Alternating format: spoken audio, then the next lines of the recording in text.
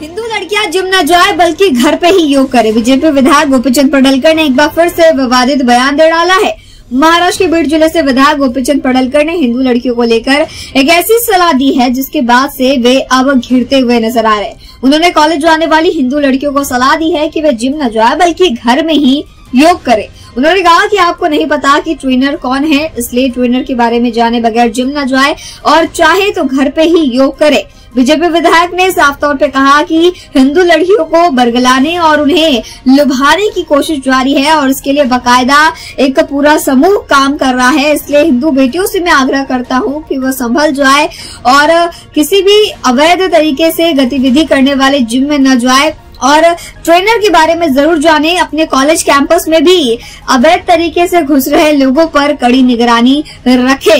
गोपीचंद पडळकर का ये बयान इस समय विवादों में घिर गया है। उन्होंने एक समूह को किसी तरीके से यहाँ पे टारगेट करने की कोशिश की है। सुनिए उन्होंने क्या कुछ कहा।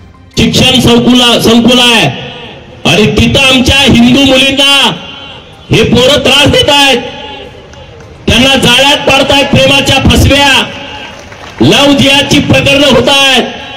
तिथं एक पोलीस चौकी झाली पाहिजे ही आमच्या हिंदू सभेची मागणी माननीय एसपी बीड यांच्याकडे आहे। आणि ज्या शहरामध्ये जेवढी कॉलेज आहेत त्या कॉलेजमध्ये विद्यार्थी सोडून दुसऱ्या तिसऱ्या कुठल्याच पुरुषाला युवकाला एंट्री देता कामा नये।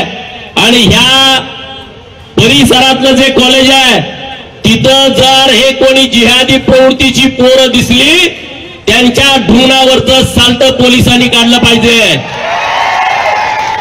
उद्या चेक करा ना, कॉलेज भरताना आणि कॉलेज सुटताना तिथं कोण गाड्या लावून बसतंय, त्या गाड्यावरची जेवढी पोरं आहेत त्यांना ठोकून काढा। जीन्स एकाची मागून आणून घातलेली असते, बूट एकाचा घातलेला असतो, गाडी एकाची आणलेली असते। खरं आहे, मी खोटं सांगत नाही। आणि फेसबुकला असा फोटो टाकते बुलेटवर पाय ठेवून।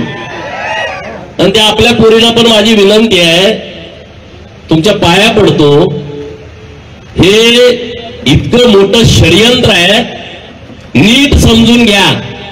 नहीं, हमारा भाभी का बेटा बहुत अच्छा है, बहुत अच्छा बोलता है, वो ऐसा नहीं है, ये हिंदू लोग जो काम करते हैं वो ऐसे ही बोलते हैं, ऐसा कुछ नहीं है। तुम्ही बघा जिम मध्ये जाताना ट्रेनर कोण आहे बघा। जिम मध्ये आपल्या जर तरुण मुली जिम मध्ये जात असतील त्यांना समजावून सांगा, योगा करा घरात, तिकडे जिमकडे जायची आवश्यकता नाही।